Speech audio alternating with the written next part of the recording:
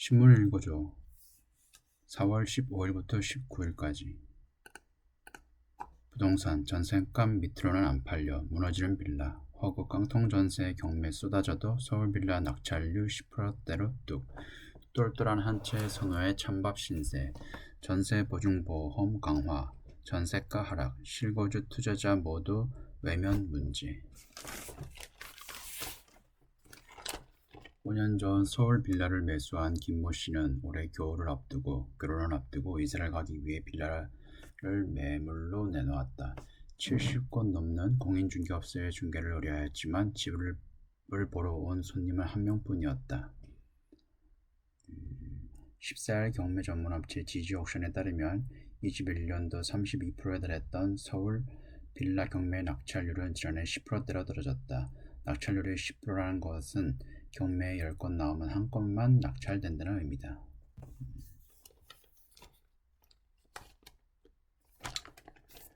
빌라 시장이 초토화된 이유는 복합적이다. 전세 사기 이후 빌라 전세 수요가 급감했다. 빌라 임대차 시장은 전세 수요에서 월세 중심으로 재편 중이다. 경제만렙이 국토교통부 실거래가 자료를 분석한 결과 올해 전국 빌라 전월세 거래량 21,146건 중 월세가 차지하는 비중은 56.2%로 정부가 관련 통계를 작성하기 시작한 2011년 이후 가장 높다.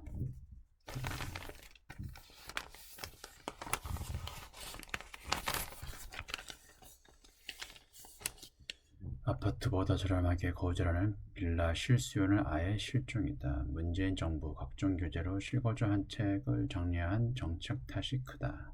1주택자만 비과세 혜택을 받을 수 있고 2주택자부터 취득세율이 중과된다. 이건 약간 정치적이네. 다음 서울 전세값 계속 오르는데도 갭투자는 줄었네. 아파트 갭투자 비율 뚝 작년 말 13%에서 올해 3월 4%.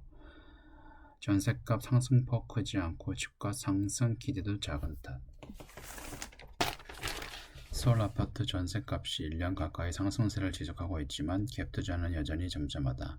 전세값이 더 오를수록 갭투자 비중은 오히려 줄어들고 있는 모양새다. 상승한 기간에 비해 전세가 오름폭이 작은 데다 향후 집값 상승에 대한 기대감도 아직 투자 수요를 자극할 정도는 아니기 때문이다. 17일 부동산 빅데이터 아실에 따르면 서울 아파트 매매에서 갭투자가 차지하는 비중은 갈수록 감소하고 있다. 갭투자는 시세 차익을 목적으로 전세보증금을 끼고 집을 사는 것을 말한다. 아실은 아파트를 매매한 후 직접 거주하지 않고 3개월 내 전월세 계약을 체결하면 갭투자로 분류한다.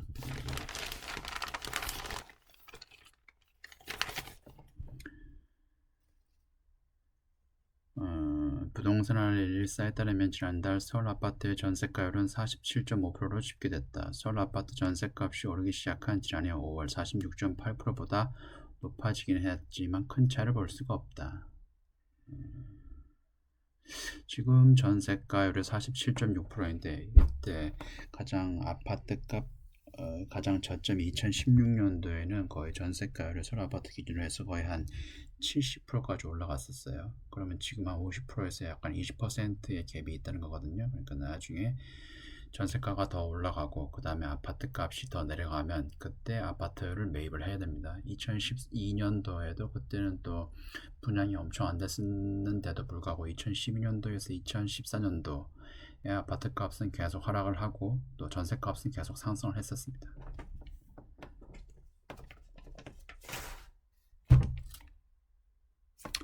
결론적으로 아파트를 매입할 시기는 지금 현재 전세가율이 아까 신문에서 본 것처럼 지금 거의 뭐 한 48% 된다고 얘기를 하는데 예전에 2016년도에 고점이 70%까지는 안 되더라도 한 60% 이상이 되고 그 다음에 서울 아파트 매매 거래량이 한 달 기준으로 6,000건 이상 평균 한 6개월 이상 지속되면 그때가 저점이라고 판단을 해서 그때 아파트를 매입을 해야 되는 겁니다. 다음 경제금융 주식 불황 속 빛난 K푸드 줄줄이 신고가 CJ제일제당 삼양식품 질주 올해 주가수 두 자릿수 상승률 불당면 비비고동 수출호조 동원 FMB도 이달 12% 공중 참치 가격 등 원가 절감 수혜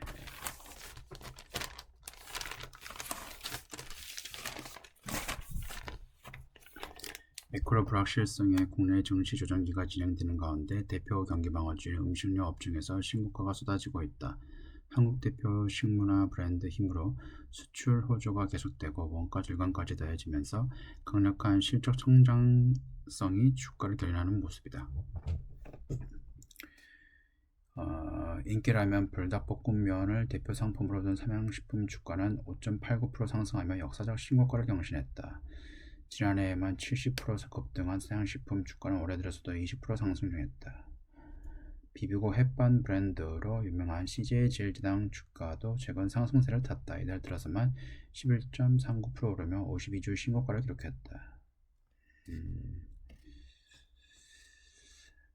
CJ 제일제당에서 미국의 데니머스 에이언티픽처럼 여기가 바이오 플라스틱도 약간 다루는데 그것도 나중에 성장성이 가미가 된다고 하면 CJ 제일제당 주가 상승에 한 요인이 될 수도 있습니다. 떠났던 외국인 투자자가 들어오면서 CJ 제일제당 주가 상승을 이끌었던 외국인은 올해 들어 CJ 제일제당 주식을 740억 원 순매수했다. 외국인 보유율이 지난해 중반 22%까지 하락했는데 최근 들어 24.7%까지 반등했다. 경기 상황에 관계없이 일상생활에 소비되는 음식료 업종은 전통적 경기 방어주로 분류된다. 이달 들어 달러당 원화값이 1,400원까지 일시급락하고 금리 인하 지연에 대한 전망이 나오면서 코스피가 5%가량 하락하자 경기 방어주로 투심이 몰리고 있다는 분석이다.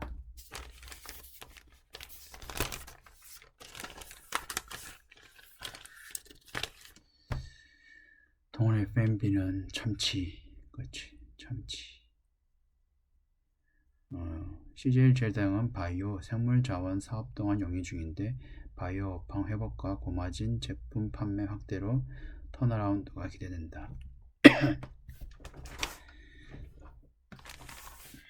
다음 반도체 슈퍼월 ASML 부진의 코스피 2600개죠. 네덜란드 반도체 장비업체 1분기 순이익 전분기 대비 41% 하락. 코스피 나흘째 하락 이어가 외국인 매도로 도로 7만전자. 하이닉스 판미 반도체도 약세. 네덜란드 반도체 장비업체 ASML이 부진한 실적 발표 소식에 삼성전자를 비롯한 국내 반도체주가 직격탄을 맞았다. ASML은 첨단 반도체 장비에 필요한 극자외선 노광 장비 EUV를 독점적으로 공급하고 있는데 신규 계약의 시장 예상치를 밑들면서 파운드리 기업들의 실적 역시 기대에 이해할 것이라는 전망이 매도세로 이어진 것으로 보인다.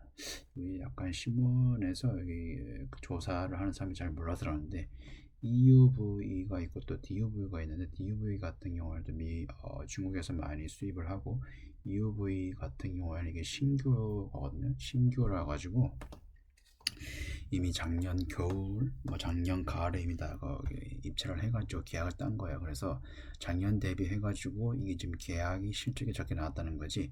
실적은 꾸준히 상승을 하고 있습니다. 시장 예상보다 낮다는 거지.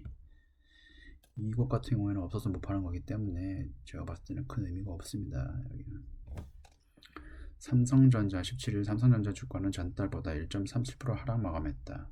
이날 고대역폭 메모리 HBM 반도체 간판 기업인 SK하이닉스도 전날보다 0.2% 하락하며 거래를 마쳤다. 이밖에 HBM 관련주인 현미반도체와 온데디바이스 관련주인 제주반도체도 각각 2.85%, 2.12% 하락 마감했다.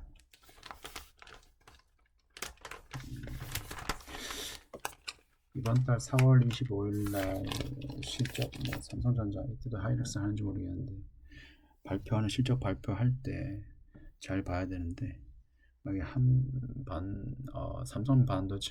삼성전자 같은 경우에는 78,000원이 깨지는지 확인을 해야 되고 그 다음에 하이닉스 같은 경우에 77만원이 깨지는지 확인해야 되고 투자자들은 ASML의 주된 고객이 한국, 중국, 대만 파운드리 기업이라는 점에 주목하는 모습이다. 근데 저기 대만 TSMC는 실적이 잘 나와가지고 거의 영업률이 50% 넘기 때문에 우리는 시장 예상보다 잘 나와가지고 반도체 업황에 좋다고 판단을 해서 반도체 괜찮을 겁니다. 이승훈 IBK 투자증권 리서치 센터장은 인공지능 AI를 중심으로 한 반도체 관련주가 최근 단기간 급등한 상태다 보니 악재에 민감한 시기라면서 외국인 자금도 역대급으로 유입했던 상황이라 강한 모멘텀이 나오지 않는 이상 추가 매수세가 더 유입되기는 힘들 것으로 보인다고 분석했다.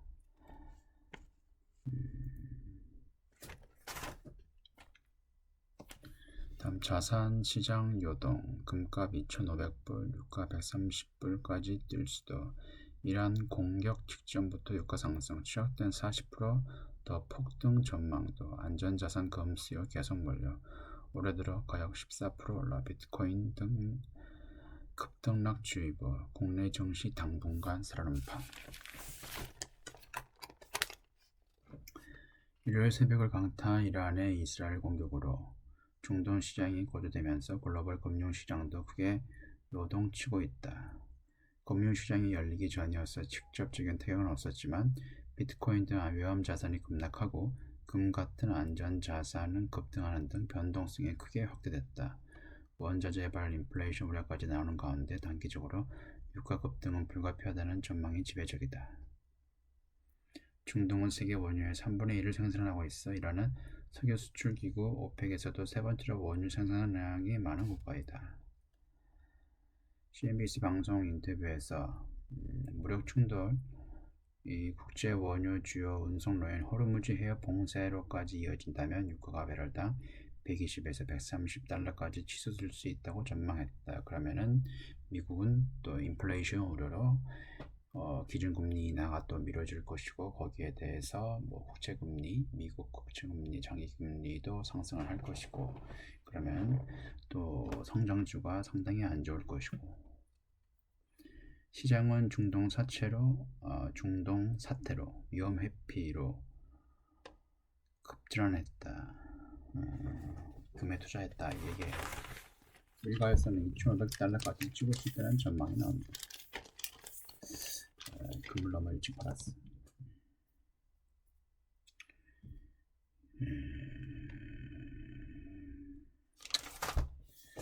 다음 중동위기 강달러 더블펀치 맥없이 무너진 원화값 경제위기급 환율 기록한 한국 이례적인 구두 개입도 역부족 아시아 통화정 하락폭 가장 커 엔화 34년 만에 143엔 찍어 154엔인데 PF 내수 부직 정책 불확실성 내부 요인도 원화값 약세 영향 아시아 통화 동반 추락 그 중에서도 한국 원화가 가장 많이 하락을 했어요. 미국의 기준금리 인하가 지연될 수 있다는 염려가 커져 킹달러 현상이 나타나면서 16일 달러당 원화값이 17개월 만에 1,400원대로 떨어졌다. 고금리에도 미국 경제는 탄탄한 반면 중동발 지정학적 불안이 심화되면서 유가 급등과 인플레이션 점화 우려가 커지고 있다. 이 때문에 미국의 금리 인하 시점이 무뎌졌다는 시장 전망이 강화되며 달러화에 조강세를 부추겼고 원화, 엔화 등 아시아 통화 동반 하락으로 이어졌다는 분석이다. 엔화 가치는 이날 34년 만에 최저치인 달러당 154엔까지 찍기도 했다.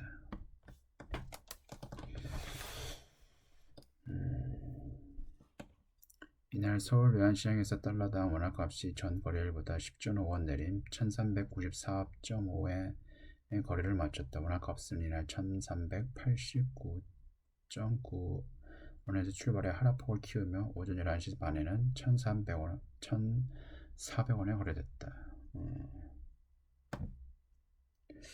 원화값이 달러당 1,400원대에 진입한 것은 4번인데 1997년 IMF 외환위기 이때 한번 그 다음에 2008년 금융위기 이때 한번 그 다음에 2022년 채권시장 불안 사태 이후 이번이 4번째다. 이날 원화값이 수입 물가 등의 경고음을 날리는 1달러 1,400원까지 급락한 것은 기본적으로 글로벌 킹달러 때문이다. 어차피 킹달러는 이게 비교 자산이기 때문에 이게 유럽 경제가 계속 안 좋고 얘는 일본 경제가 안 좋으면 특히 달러 자산에 대해서는 그게 유로화가 가장 큰 영향을 미치기 때문에 유로 경제가 안 좋으면은 달러가 강세가 될 수밖에 없습니다.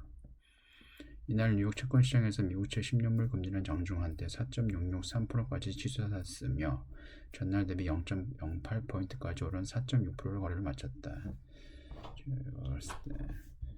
지난해 11월 13일 4.638 이후 최고치다. 연말에 5%까지는 가지 않더라도 한 4.3에서 5%까지 사이에 왔다 갔다 할 것 같아요. 주 통화가 모두 약세지만 유독 원화 가치 하락세가 두드러졌다는 점은 외환당국 입장에서 골칫거리다. 강달러와 아시아 통화 약세 등 외부 요인 외에도 부동산 프로젝트 파이낸싱 부실 문제를 비롯해 유가 불안에 따른 내수 경기 둔화 가능성, 총선 이후 정책 불확실성 등 대내적인 리스크가 총체적인 원화 약세에 반영되어 있다고 봐야 한다고 진단했다. 일본은행은 엔화 가치 부양하기 위해 외환시장에 개입해 2022년에만 600억 달러 이상을 지출했다고 보도했다. 전문가들은 원화값 역시 추가 하락할 가능성이 있다고 본다. 원화 가치가 과거 위기 수준이 1,400원대에 진입한 만큼 바닥에 뚫린 셈이라 얼마나 더 떨어질지 예상하기 어렵다는 것이다. 22년 하반기 저점 수준인 달러당 1,430에서 40엔까지 하락할 수 있다는 전망도 나온다. 다만 외환된 가격이 이 같은 원화가 급락을 방치하지 않을 것이라는 견해도 나온다. 네, 이번 주 여기까지입니다.